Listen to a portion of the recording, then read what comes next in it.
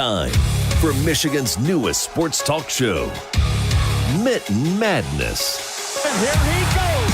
Defense win championship. Michigan sports talk from here in Battle Creek. The latest stories, the biggest games, all across the Mitten State. That's not something to play with. Streaming live and on demand on the 95.3 WBCK app. Your host, Da'Jzon Hughes. Good morning on this Saturday morning. Welcome back into Mitten Madness here on 95.3 The Ticket. It is another weekend, and we're about to talk a whole bunch of things. Michigan sports, whether it's happening over in Detroit with our professional teams playing out of Little Caesars Arena, the Pistons, the Red Wings, and how they continue to dominate their side of their respective sports and are preparing to make some playoff pushes after the All-Star break, as both of those are coming up pretty soon. And of course, we'll be talking Michigan and Michigan State, as both of their basketball teams have been making a phenomenal name for the state of Michigan and have made tons of fans across the state of Michigan happy to be basketball fans. We'll step into the Breslin Center. We'll step into the Chrysler Center, and we'll talk a ton about what those two teams have going on. Well, then, of course, we'll get into our picks to end out the show. We're almost done with this round of picks. Next week is the big game when it comes down to football. So we'll pick that between the Seahawks and the Patriots. And after that, we'll get into a new season of picks, as, I did a phenomenal job of staying above 500 once again this round trip. With that being said, the weekend is upon us. I'm really excited for this weekend. Love and Basketball is happening out at Lori Norks today. First game's at 1:30. There will be plenty of teams in action today. Come out and see some good high school basketball. Also, obviously, college basketball through the roof this weekend.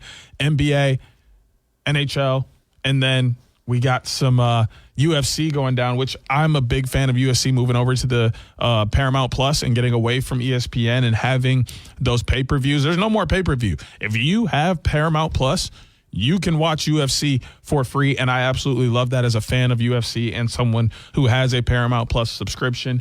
I'm excited for all of the UFC bouts that we're going to be seeing this year. I'm doing fantastic. Made it through another week, and I'm happy to be here. Not stressed about the Super Bowl whatsoever because my team is not in it. I can care less who wins it.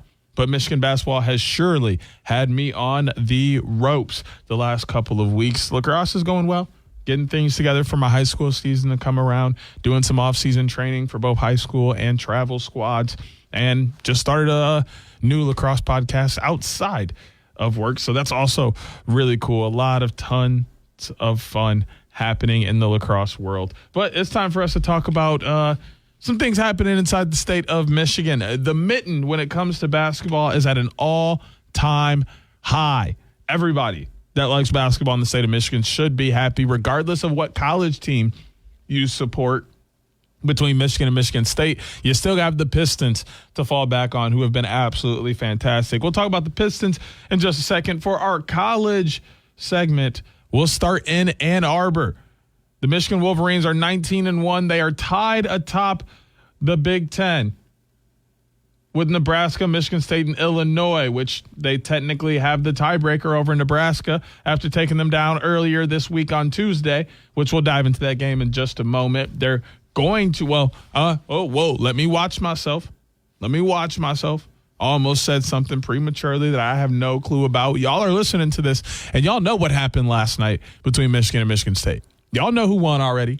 I don't, because, as you know, everything that I'm talking about right now was done on Friday. So it's tough for me to say, what that tiebreaker looks like between Michigan and Michigan State. But one of them is coming off a win as I'm talking about this, and one of them is coming off a loss. One of them is securely, hold on. Michigan winning puts them securely atop of the Big Ten. Unless Illinois wins, then they're still tied with Illinois. And then there's tiebreakers that come into it there, which technically they would be above Illinois because Illinois is 18-3, Michigan is 19-1. If Michigan State were to win, they would be behind Nebraska. So they would still be technically in second, while Nebraska would technically have first, with just that one conference loss. So things can get shaken up in the Big Ten near the top coming off of this weekend.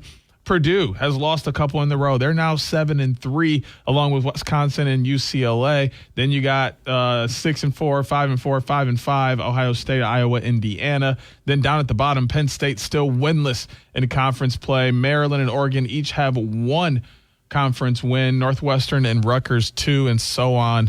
So clearly disparity between the Big Ten and who is playing the best and who is not. So Michigan coming off their win against Nebraska, which we'll take a look at right now. They ended up winning this game by 3. Merez Johnson had 17 and 12 on 5 of 6 from the field, 6 of 7 from the free throw line. Elliot Cadeau, while he had 7 assists, he did turn it over 8 times himself in 33 minutes of play. This is one of the most even games Michigan has had all year. They shot 47% from the field, the Cornhuskers 46%.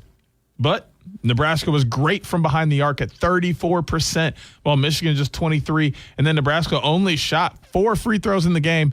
They made 3 of them at 75% clip. But when you give up 23 free throws, Michigan makes 19 of them for 83%. It might be hard to win that game. Michigan had 19 turnovers, though, and just 11 for the Cornhuskers. 23 rebounds for Nebraska in comparison to 35 for Michigan. Nebraska almost led this game from wire to wire. They led this game for 91% of this game. Only 5% was Michigan in the lead, but that's all they needed. Their largest lead was only 3, which they captured at the end of the game. And then Nebraska's largest lead was 11. Trey McKinney was huge off the bench for this team. Merez Johnson has continued to be one of their best players. Yaxel Landenborg had a little bit of a shooting slump and has been in a shooting slump for a little bit, but he also impacts the game in so many other ways. His presence on the floor is just demanding. Teams have to respect him on the offensive end. And then defensively, he just adds to what they have down low. When you have Merez Johnson standing at 6'11", when you have Ade Mara standing at 7'3", and then you have Yaxel Landenborg standing at 6 foot. Will Shedder is also 6'10". It's hard to score on teams that have that kind of size, especially when they are as smart and as skilled IQ-wise in the game of basketball. That is what is causing Michigan to have success. But, I mean, Peyton Sandford, he balled in this game. Price Sanford balled in this game. 20 points on 6 of 18 shooting, 3 for 4 from the free throw line. He was the only one who went to the free throw line for Nebraska because he was getting downhill, getting to the bucket, and forcing them to foul him. Sam Hoiberg, he tried. Hoiberg tried. He had 7 rebounds, and he had 5 assists, no turnovers in his 39 minutes of play. He had a handful of points as well, but just not enough. Michigan did not cover the spread, but they surely won the game, and I think that's really all that matters. I won't say anything about the proposed game because we talked about it last week, and I don't have anything more to say about it. So coming up into the following week, on the 5th, which is next Thursday, they'll take on Penn State. And the Penn State game, they're giving Michigan a 97.9% chance to win this game, just a 2.1% chance for Penn State. But if we remember, Michigan only beat Penn State by 4 on the road earlier this year. So this is not a gimme, although Penn State is 9-12 and 0-10 in the Big Ten. They will have Caden Mingo. They will have Ivan Juric. So this team will be poised and ready to go. They just give up a lot of points and really can't seem to score as many as they need to. They have some big losses on here. 21-point loss to Northwestern, 27-point loss to Wisconsin, another 23-point loss to Maryland, 11-point loss to LSU or UCLA, and a 8-point loss to Ohio State. They can't win. And those are all teams that Michigan has beat so far this year, or they haven't played yet, which is not good for Penn State. But Michigan can kind of breathe a little bit after they play Michigan State, as they play Penn State, Ohio State, Northwestern, UCLA, 4 straight games against unranked opponents before they have Purdue and Duke, Illinois, and Michigan State in their last 6 games, where those 4 are ranked. That's tough and a hard stretch for them, but Michigan has played at the top of the country for all season. Yaxel Landenborg leads the team with 14.1 points per game on 50.3% shooting. in 27.7 minutes. Obviously, Elliot Cadeau has 10.1 points, 5.2 assists, 2.7 turnovers.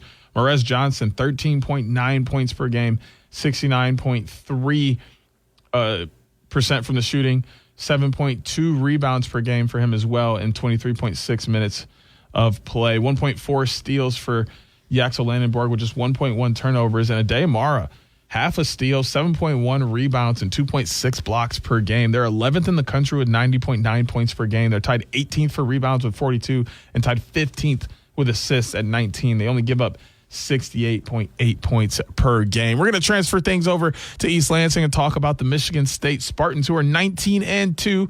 Their 2 losses are to Duke and Nebraska, so those are both great losses, Tier 1 losses that will not really affect Michigan State down the road. They're coming in on a win streak. And USC, Northwestern, Indiana, Washington, Oregon, Maryland, Rutgers. 7 in a row for Michigan State since they lost to Nebraska. Some of them are close games. Some of them are blowouts. They've been able to play with the best of the best and continue to play their style and branding of basketball that has led to success. Obviously, they have a big-time matchup that happened last night. So we'll see, how they pull out of that. But it also gets a little bit easier for them. They play Minnesota, then Illinois, but then Wisconsin, UCLA, Ohio State, all right after each other before playing Purdue, Indiana, Rutgers, and then finishing out with Michigan. So only a couple more ranked teams for them on their schedule as things smooth out into March and get ready for conference play and eventually NCAA tournament play. They're led by Jeremy Fears, who has 14.1 points, 8.9 assists per game, just 2.2 turnovers, 1.1 steals, all on 45.3% shooting and 30.7 minutes of play. They're led by Colin Walton, who has 100% field goal percentage. I mean, he probably only has so many shots on the year, but he only plays 1.3 minutes and averages 0.3 points per game. Jackson Kohler has 9.3 rebounds, along with Carson Cooper pouring in 1.1 blocks per game with 0.8 steals and 7.5 rebounds. They are tied for 127th in the country at 79.5 points per game, 41.4 rebounds, per game, good for 26th, 18.9 assists per game, good for 20th. They only give up 63.5 points per game, which I think is where a lot of their success is coming for them. I mean, I want to point out this Maryland game for a second. They won this Maryland game 91-48. Jeremy Fears had 17 points and matched that with 17 assists. He shot 6 for 8 from the field, 4 for 4 from the free throw line, only had 4 turnovers, and did all of that in 25 minutes of play. The Spartans shot 61% from the field, 47% from the free throw or 3-point line, 74% from the free throw line, only had 8 turnovers, 35 rebounds in this game. They led basically from wire to wire. The only time they didn't lead was at the beginning of the game when it was 0-0, and their largest lead was 43. Dominance by the Spartans in this game, and then they followed that up and went into Rutgers and came out with an 88-79 win in overtime. This was a game where Michigan State had their backs to the wall. Tariq Francis had 23 points, 6 of 17 from the field, 8 of 8 from the free throw line. Jamichael Davis had 5 assists, no turnovers in 40 minutes of play. But Jeremy Fears Jr. continued to do what he does best. 29 points on 6 of 12 shooting, 16 of 17 from the free throw line. 9 assists with just 3 turnovers in 36 minutes of play. Got 14 rebounds from Carson Cooper. The Spartans shoot 49% from the field, 92% from the free throw line, and that ended up being the difference in this game. They had 15 turnovers, though, and if they turn the ball over that much against Michigan, Illinois, Purdue, it's going to be tough for Michigan State to finish out near the top of the Big Ten, which they will. They will be a top 4, top 5 seed in the Big Ten. They'll be a 3-4 seed in the NCAA tournament, and they'll be able to make a run as they always do. I'm going to be a homer here for a second, and I really hope that I am talking about all of this after a Michigan win. I'm very excited to watch that game and see, really good basketball happen between 2 very good teams who will be making runs in not only the Big Ten tournament, but the national tournament as well. When we come back from the break, we'll be talking more basketball, but of course, we'll be doing it over in Little Caesars Arena in the city of Detroit, talking about the number 1 seeded Eastern Conference Detroit Pistons. But that's coming up after the break when we talk more Mitten Madness here on 95.3 The Tick. As an organ donor, your story doesn't have to end. The good in you can live on. In fact, you could save up to 8 lives with your gifts. Your heart could keep beating. Your kidneys could keep filtering. And your intestines could keep on digesting for others. And that's not all. You can improve the lives of 50 more people as an eye and tissue donor, restoring sight and health. And you're not just helping out the person receiving the transplant. You're touching whole families with your life-saving gift. Register in minutes. Just go to organdonor.gov. You'll be happy you did. And just maybe, someone else will be happy too. Sign up today. Go to organdonor.gov. It saves lives. U.S. Department of Health and Human Services, Health Resources and Services Administration. Well, Jason, I've got to tell you, you're pretty much everything this company is looking for in an entry-level candidate. Great. Your resume isn't quite what we're used to, but you've got a fantastic work ethic. Thank you. And I'm impressed by how you carry yourself. So, should we talk about the job? What? The job? Oh, sorry. Yeah, I have no way of recruiting or even meeting you. This interview didn't happen. It may sound ridiculous, and that's because it kind of is. There's a huge pool of talent your company is missing out on. Meet the grads of life. Who are they? Talent worth knowing about. Young adults of unique determination and experience. An ideal fit for your company in an entry-level position, internship, or even mentorship. They might not have every qualification you typically look for, but they're exactly who your company needs. Man, we really could have used him. Don't miss out on a resource many innovative companies have already discovered. Go to gradsoflife.org to learn how to find, cultivate, and train this great pool of untapped talent. Brought to you by the Ad Council and gradsoflife.org.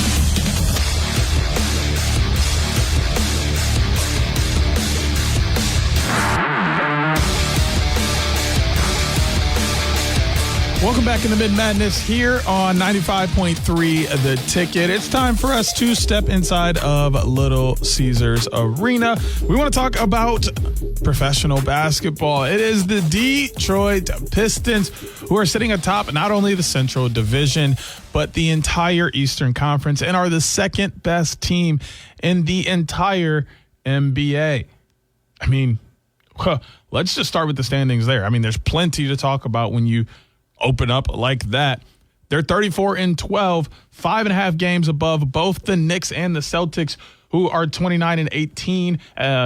They're 6.5 games above both the Raptors and Cavaliers, who are 29-20, and then 8.5 games above the 76ers, who are 26-21. That is your top 6 in the Eastern Conference. Then the Heat are 26-23, 9.5 games back. 24-22 are 10 games back are the Magic. 24-26, 12 games back are the Hawks, and also 12 games back are the Bulls at 23-25. That's your 7 through 10 for the play-in. Out west, the Thunder still reign supreme at 38-11. They're 5 games above the Spurs, who are 32-15. 5.5 games above the Nuggets, who are 32-16.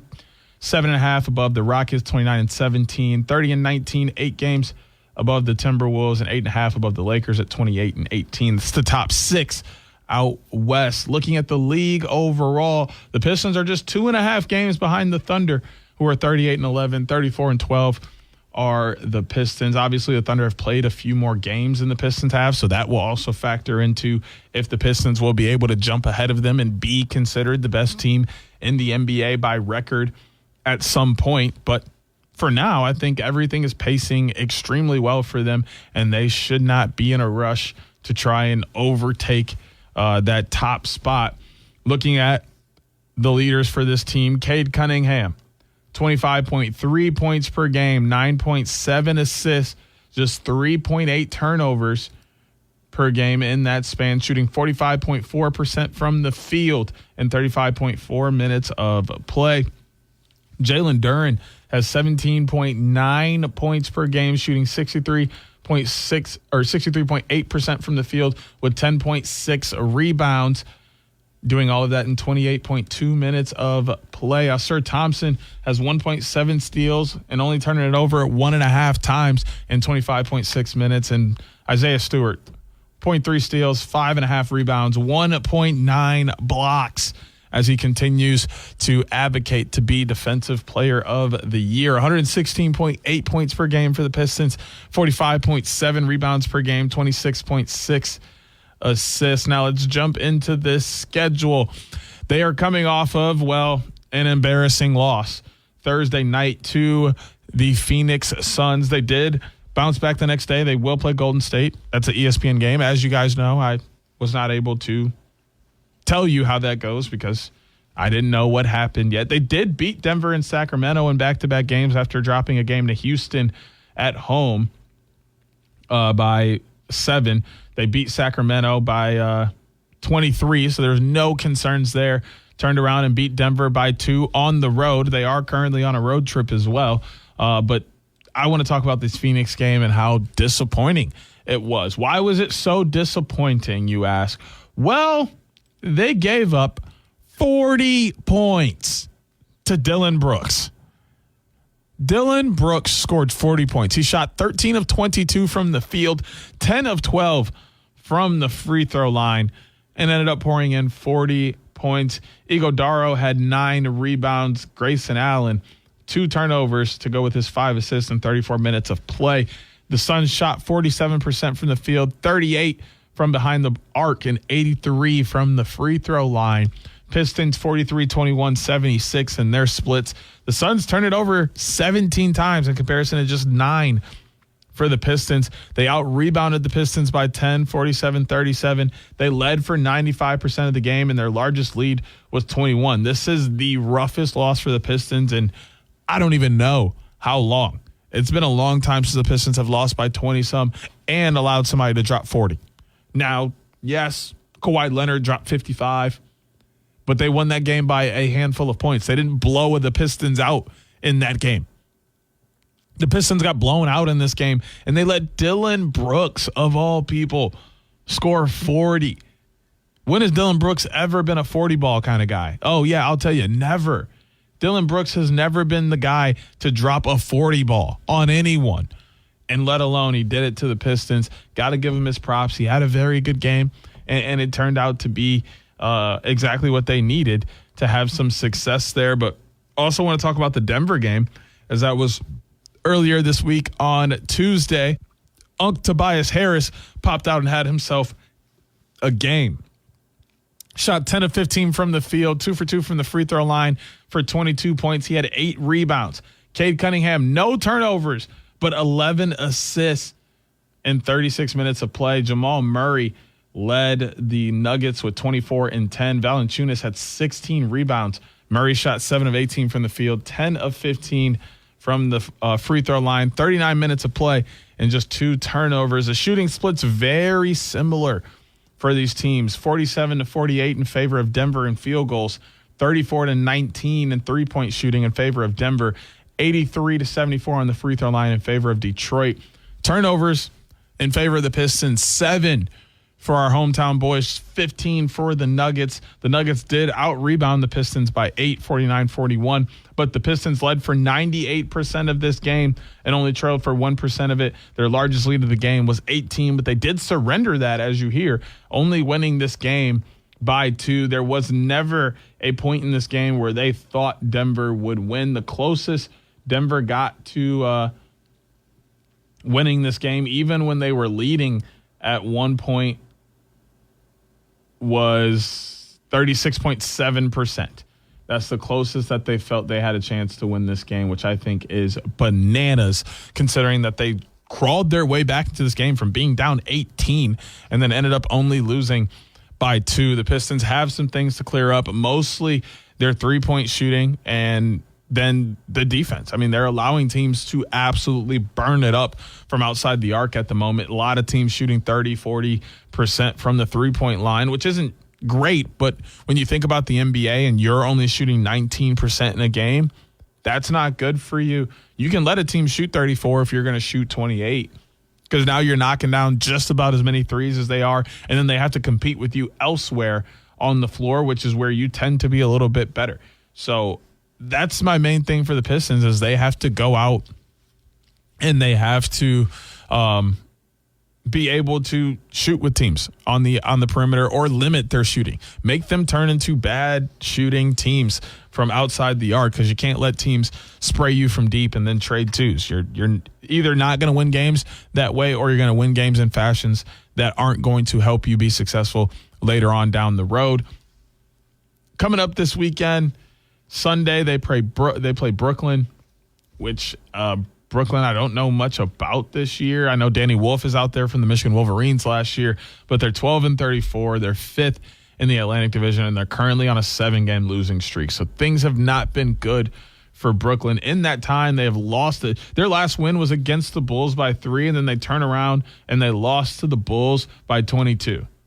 And then they lost to the Suns. Then they got absolutely demolished by the Knicks, 120-66. They lost to the Celtics. They lost 126-89 to the Clippers. Then they lost to the Suns. Then they lost to the Nuggets. They're on the road against the Jazz before they play the Pistons. So it doesn't get any easier for Brooklyn when they come to town. And that'll be the first game back in town for the Pistons after their 3-game road trip out west. Then they'll welcome Denver into town on Tuesday. I'm not going to talk pretty much anything about that game because I will be talking about that in the picks segment later on in the show. Looking at this Brooklyn game, they're giving the Pistons an 82.9% chance to win this game as Michael Porter Jr. and Nick Claxton lead the Nets this season in terms of points, rebounds, assists, etc. In fact, Nick Claxton leads their team with 4.1 assists per game. Tolu Smith and Karis LeVert are out. Well, Karis LeVert is a game-time decision with an illness, so he may be back by the time for this game. I mentioned, I did not know it was double overtime in that game against Boston that they lost 130-126. Obviously, the Pistons have the 2 losses in their last 5, but they're still playing extremely well, and they're 18-5 at home, so I don't see any reason why they would lose to Brooklyn. As I mentioned, they play Denver. Then on Thursday, they're going to play Washington, which also isn't a huge deal for them. Washington, an 8.3% chance. They're led by Alex Sarr and Keyshawn George, who have been phenomenal for them as young stars, but they're young and they still have a ton to learn. Pistons won the first matchup between these two, 135 in overtime on November 10th. They're giving the Pistons a 91.7% chance to win this game. Chris Middleton and Trey Johnson are both game-time decisions. Marvin Bagley, also a game-time decision for the Wizards. The Wizards picked up 2 wins in a row, actually, over Portland and Milwaukee after losing to Charlotte, Denver, and the Clippers. So we'll see if they're able to steal one from the Pistons as well. But tough thing is they're going on the road. They're 4-19 when they're playing away from the D.C. area. And as we just mentioned, the Pistons are 18-5 when they're in Little Caesars Arena. Then the big matchup of the week, the other big matchup, the New York Knicks are coming to town. This is a 50.1% chance for the Knicks, 49.9% chance from Detroit. If there's 2 teams to ever be split down the middle, apparently this is the reason why. But I don't know, because the Pistons won their first matchup 121-90. So what are you talking about? They beat them by 31. And that was that was at home, and now they're going to play again at home in Little Caesars Arena where they're 18-5. They're going to look to do the same thing they did last time. Obviously, the Knicks will kind of be snake bitten, and we'll try and look to get revenge, so that will make it a little bit interesting. But that's what's coming up for the Pistons in the next couple of weeks. When we come back from the break, we'll switch over, lay the ice down, and talk about their roommates in the Detroit Red Wings. With more Mitten Madness here on 95.3. This podcast is sponsored by Talkspace. Last year, I went through many different life changes. I needed to take a pause and examine how I was feeling in the inside to better show up for the ones who need me to be my best version of myself. When you're navigating life's changes, Talkspace can help. Talkspace is the #1 rated online therapy, bringing you professional support from licensed therapists and psychiatry providers that you can access anytime, anywhere. Living a busy life, navigating a long-distance relationship, becoming a first-step father, Talkspace made all of those journeys possible. I could speak with my therapist in the office. I could speak with my therapist in the comfort of my home. I was never alone. Talkspace works with most major insurers, and most insured members have a $0 copay. No insurance, no problem. Now get $80 off your first month with promo code SPACE80 when you go to Talkspace.com. Match with a licensed therapist today at Talkspace.com. Save $80 with code SPACE80 at Talkspace.com. Dear John, I was hoping it wouldn't come to this, but you've left me no choice. I'm leaving. Uncontrolled high blood pressure is really serious, and lately you seem to really not care. I've been there for you since day one, and I know you think I'm gonna keep ticking, but no, my friend, I can quit whenever I want. Why can't we get back to the good times, when we were more active and ate more healthy foods, and you checked on me every once in a while? Is that too much to ask? I don't want to leave, but unless you stop ignoring me, what else am I supposed to do? Remember, when I quit, you quit. Sincerely, your heart. Listen to your heart. Don't let it quit on you. Doing the minimum to control your high blood pressure isn't doing enough. High blood pressure can lead to a stroke, heart attack, or death. Get your blood pressure to a healthy range before it's too late. Find out how at heart.org/blood pressure. Check, change, control. A message from the American Heart Association, the American Stroke Association, and the Ad Council.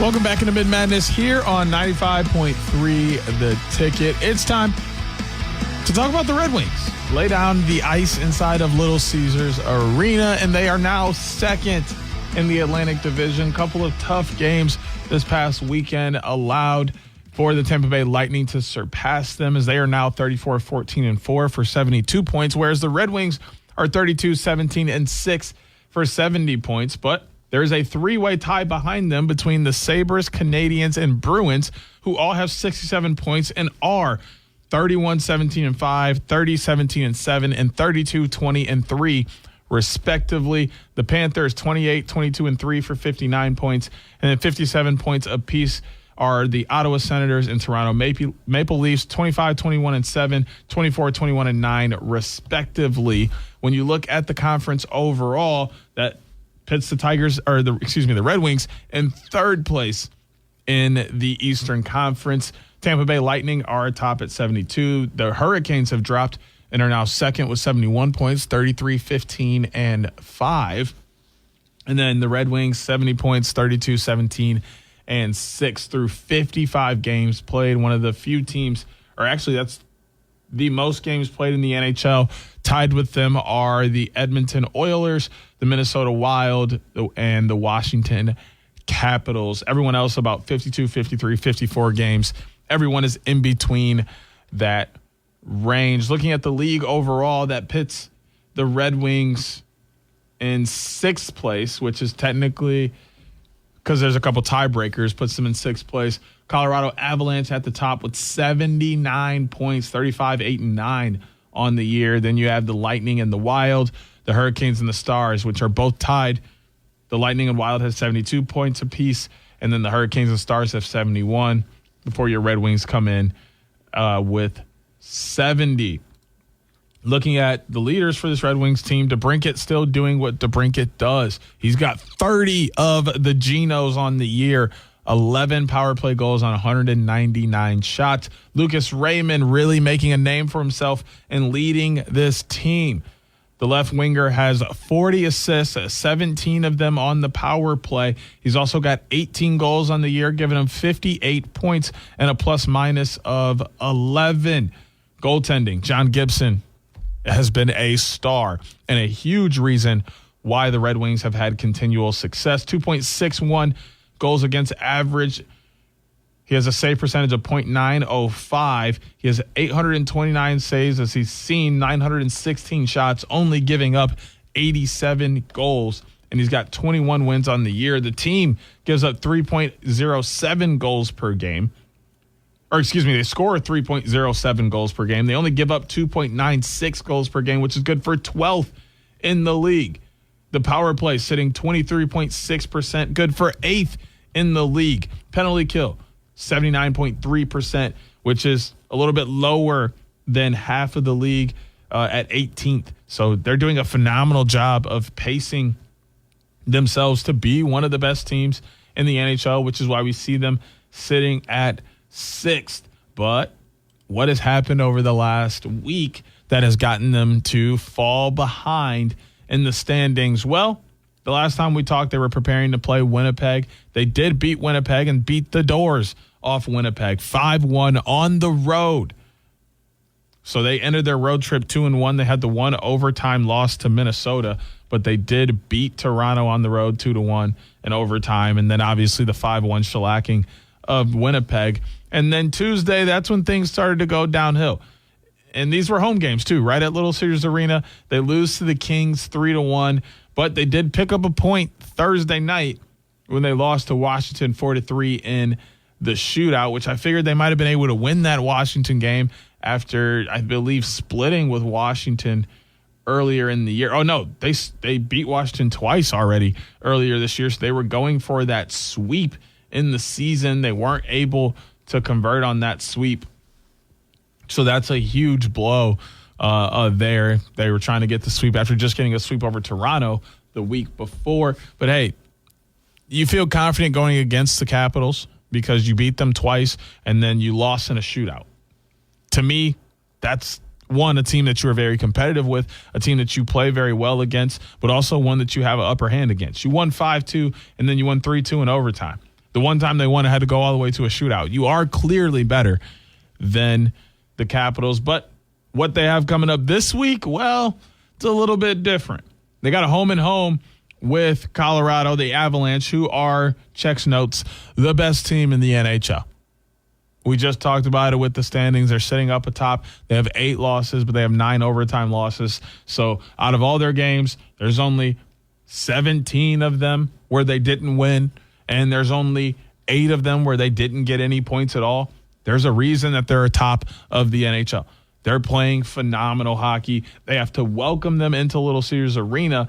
That's coming up later today on ABC, 1 p.m. But then on Monday, they're going out to Colorado to then play the Avalanche in back-to-back games and a home. And that's the start of a road trip for them, sort of, because they'll play on Wednesday against the Utah Mammoth on the road, but then they get the All-Star break and hiatus. But when they come back from it, they'll be right back on the road.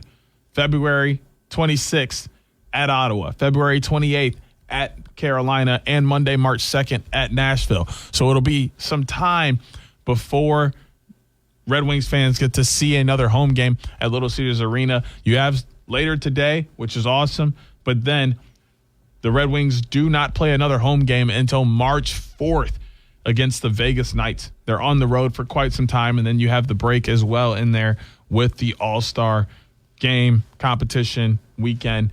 So a long time for them to be out on the road, a long time for them to be playing away from home, essentially. But I think if they're able to come out of that with just 3 wins in that span, I think they're great, and they get to come back home for a little bit of a rest before going back out on the road. I'm not going to talk a ton about the first Colorado game because that will be incorporated into our picks, which are coming up pretty soon. The second one, oh, wow, these are both of their matchups. They're back-to-back. I don't know how I feel about them playing an entire series against a team in back-to-back fashion. It's hard to beat a team 2 times. It's extremely hard to beat a team 2 times in a row. When you got to play that team and then turn around and play them again, it's hard, especially when you see it in the playoffs all the time. A team will go out and win in dominating fashion and turn around game 2 and just not play well at all. You're like, how were you that much better than them 2 nights ago, but now tonight you're just terrible? Like, it makes 0 sense, I know, but that's just how sports go. So it'll be interesting to see if either one of these teams is able to come out with a sweep. Obviously, I don't want it to be Colorado. If you ask me, the Red Wings would be phenomenal to come out of this with a sweep. Not only are those huge momentum boosters for them heading into the All-Star break, but also more points and a great chance for them to try and get back to the top of the Eastern Conference. And that's the best team in the NHL. If you can beat them, you can beat anybody. You literally feel like you are at the top of the league when you beat a team that is playing as well as the Colorado Avalanche have been playing. And then the Utah Mammoth is, I believe, the first matchup against the second. and they did lose to Utah earlier this year, 4-1 back on December 17th. So that's going to be an uphill battle for the Red Wings as they'll try to even things up in that series there and split that series for the season 1-1. But I think the Red Wings are in a phenomenal position. They have nothing to be concerned about. They have nothing to pressure themselves with. They just have to stay healthy and stay consistent coming out of the All-Star break. Most importantly, continue to go to these overtime and shootout games. If you lose in overtime and shootout, you get a point. If you don't, you don't. And it's more important to get points and keep your standing near the top of this Atlantic Division and the top of the Eastern Conference to guarantee yourself a playoff spot and stay out of that wild card mess. That is everything we got for the Red Wings. We'll touch in base with them again in the picks, but also next week when we got more Mitten Madness here on 95.3 The Ticket.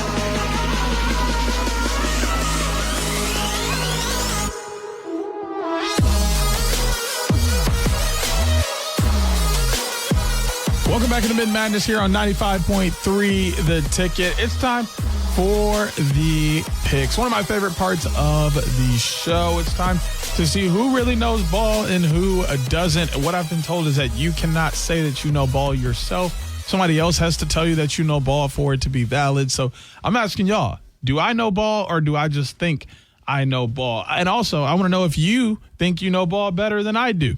Use the chat feature in the 95.3 Ticket app and listen to all of the picks and decide if, you agree with them or not. Of course, I'll do my deliberation here, my research, tell you what I think, and make my picks based off of what I got going on inside of my big brain.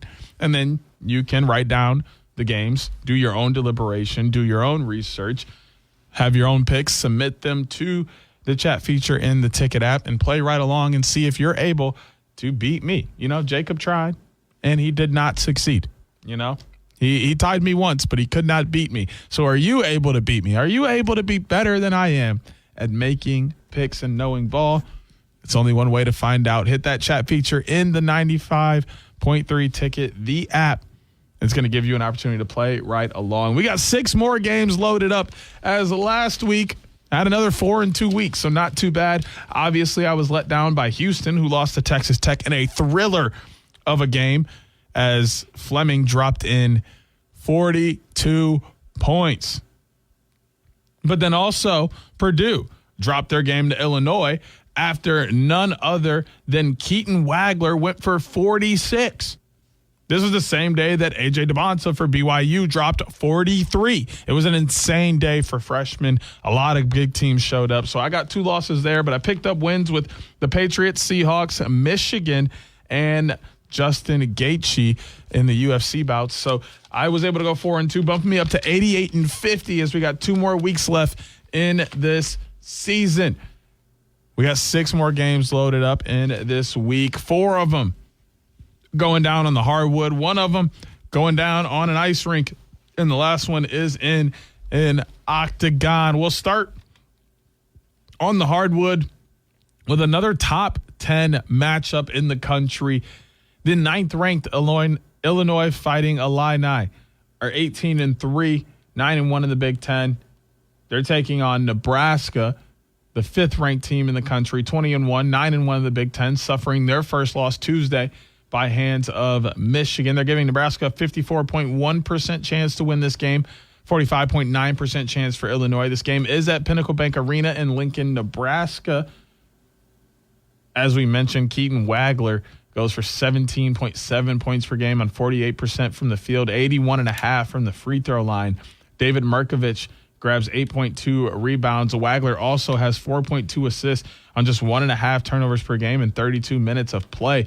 85 points per game for Illinois. They do give up 68, which is 3 more than what Nebraska gives up. Nebraska scores 80 points per game. Nebraska has 18 assists. That's 4 more than Illinois. Illinois grabs 6 more rebounds than Nebraska does. They also block 3 more shots than Nebraska does. And Nebraska grabs 4 more steals than Illinois does. Illinois is 5-0 in their last 5 wins over Northwestern, Minnesota, Maryland, Purdue, and Washington, while Nebraska 4-1. Their lone loss to Michigan by 3, which is the number 3 team in the country. Even though Nebraska's coming off a loss, Illinois coming off a win, I think this game says more about Nebraska than it does Illinois. I think if Nebraska's able to bounce back, which I think they will, and win this game, it proves that they are a top 5 team. You know, losing by 3 to a top 3 team in the country and then bouncing back and winning a top 10 game on Saturday after you just lost on Tuesday to a very good team shows how good you are. And I think that's what Nebraska's going to do this weekend. Their defense is phenomenal. Makes it very hard for anyone to get a open shot off, a good shot off, and then make that shot. And then they do a great job on the defensive boards, and they also in the passing lanes and very disruptive. So if they're able to pour in the way they did against Michigan with Sanford, Boykentel, Hoiberg, etc., then they're going to be in good shape. Also, they had 2 of their top scorers out against Michigan. Those guys come back, they could see some success. So I'm going to take Nebraska to take down Illinois. It's going to move us over into the Big 12. The 17-3, 5-2 in the Big 12. 13th ranked BYU Cougars take on the Kansas Jayhawks, who are 14th in the country at 15-5, 5-2 in the Big 12 as well. Kansas getting a 62.5% chance, 37.5 for BYU. I mean, Kansas is Kansas and has always been Kansas. They average 78 points per game. They give up 67. BYU averages 86 and gives up 70. They both shoot about 48% from the field. They both grab about 40 rebounds. Both have 15 assists, just a few more blocks for Kansas and BYU, but almost 4 more steals for BYU than Kansas. Kansas is 4-1 in their last 5, 2 losses for BYU, but they have also played Texas Tech and Arizona in that stretch. They beat Utah twice in that stretch. Meanwhile, Kansas has wins over Kansas State, Colorado, Baylor, Iowa State, and West Virginia. This game's a little bit tougher for me. Big 12 basketball is a little more closer together. Like, a lot more teams are more competitive. Like, obviously, Arizona's way at the top at 8-0, but then after that, it gets pretty sticky with who could beat who. This is a game with 2 teams that are basically the same.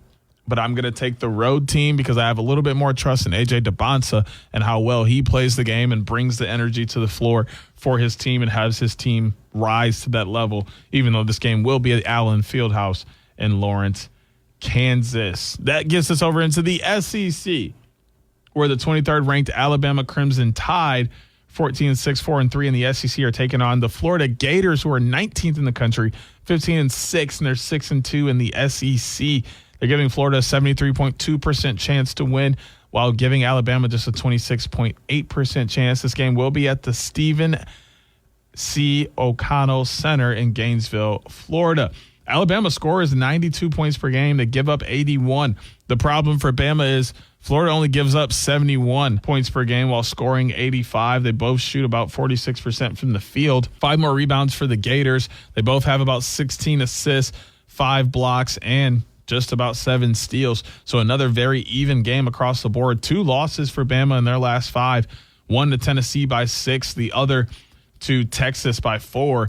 And then they were able to take care of business against Oklahoma, Mississippi State, and Mizzou. While Florida, their 1 loss is to Auburn, and that was a 9-point loss. Meanwhile, they have a big win over South Carolina, a large win over LSU, 4-point win over Vandy, and then they took care of business against OU, whereas they beat OU by almost 20, 17 to be exact. Meanwhile, Alabama only beat OU by 2.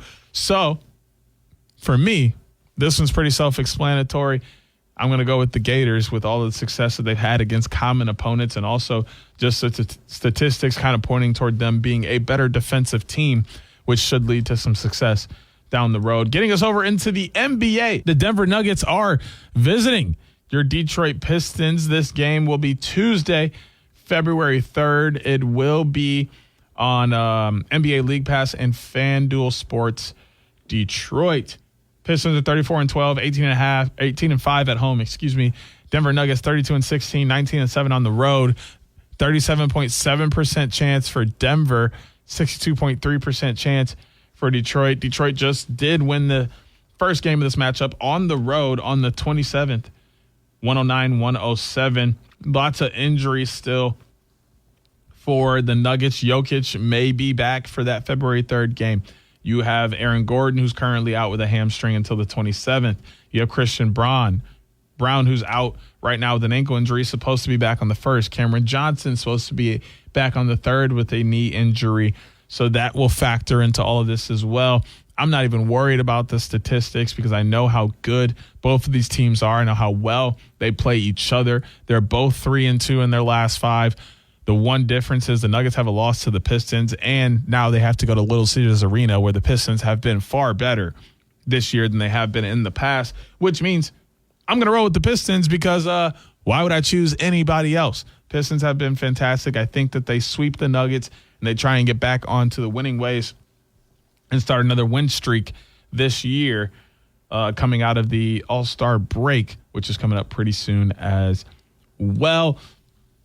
Getting us over to another team that plays inside of Little Caesars Arena, and we'll be playing inside of Little Caesars Arena later today, 1 p.m. ABC against the Colorado Avalanche. The Avalanche are the number 1 team in the NHL at 35-8-9. They're 15-6-5 on the road. The only good thing for the Red Wings is they're 18-9-2 at home in their 32-17-6 record. This is the first of 2 games in basically as many days. They play later today, then they play again on Monday, 2-2. That game will be on ESPN Plus. So we'll see kind of how this will shape out. But, I mean, both of these teams are very, very good. Wedgwood only giving up 2.30 goals per game. Blackwood only giving up 2.44 goals per game. Both of them only surrendering 4 losses, 5 overtime losses for Wedgwood, 1 for Blackwood. 9.12 save percentage for Wedgwood, 9.09 for Blackwood. Colorado negative 148 on the money line, plus 124 for Detroit, 1.5 on the spread. I may be crazy, but I'm going to be a homer, and I'm going to take the Red Wings because they're playing at home where they are 18-9-2 and have had a ton of success playing inside of Little Caesars Arena. Our last game of the week is a matchup inside of the Octagon featherweight main event title fight between Alexander Volkanovski and Diego Lopez. This will be on Paramount Plus. The Australian Volkanovski against Lopez, the Brazilian. Volkanovski is 5'6", 145, 37 years old, 71.5 on the reach, orthodox fighting stance, who lands 6.18 significant strikes per minute or per match, and it has a 59.82% significant strike accuracy. Meanwhile, Lopez, 5'11", 146, 31 years old, 72.5, orthodox fighter, 4.10 per match, 53.05 on the accuracy, 27-4, 27-7 experience on both sides. But this is a home bout for Volkanovski, as it will be at the Kudos Bank Arena in Sydney, Australia. I'm going to go with Volkanovski to retain his title, which gives me Nebraska, BYU, Florida, Pistons, Red Wings, and Volkanovski. We have the Pro Bowl games airing on Tuesday, 7:30 to 10:30 p.m. here on 95.3 The Ticket. Have an amazing weekend. Enjoy the sports, as I'll be doing the same. We'll be back next week with more Mitten Madness here on 95.3 The Ticket. Join Da'Jzon Hughes every Saturday morning at 10 a.m. for Mitten Madness on 95.3 WBCK. Miss the show or want to run it back? Stream Mitten Madness on demand on the WBCK app. Sponsored by AirwayCashForJunkCars.com. It all comes down to this: Seattle versus New England. And now, you can trade on football legally nationwide on Kalshi. Right now, New England is trading at 33% to win. That means a $100 trade pays out $289 with a win. On Kalshi, you're trading against peers in a live market, meaning there's no house. And as the odds change, you can buy in and out of your position all game long. For a limited time, download the Kalshi app and use code IHEART to get $20 when you trade $100. KALSHI. Kalshi. Trade on anything.